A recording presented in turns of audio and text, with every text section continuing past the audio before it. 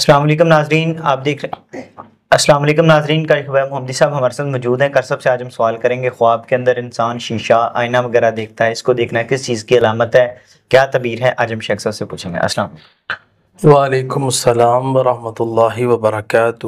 ویسا خواب میں آئینہ دیکھنا خود احتسابی جی یا اس کی تعبیر ہوتی ہے نیا مرحلہ یا اپنی حقیقت انسان اس کو جانتا ہے۔ جی اسی طرح خواب کے اندر آئینہ دیکھنا اگر تو وہ صاف ستھرا دکھائے، یعنی آپ کا فیس اس کے اندر بالکل واضح کلیئر آ رہا ہے، خوبصورت آ رہا ہے، صاف ستھرا آ رہا ہے، آنے والا وقت اچھا آئے گا یا خود اعتمادی بڑھے گی۔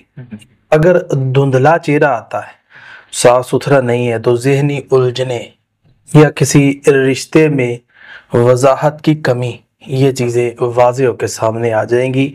تو اس لیے اگر ایسے خواب آتے ہیں تو اگر آپ کو چہرہ فیس اپنا دھندلا نظر آتا ہے تو اس کی لازمی تعبیر لیں۔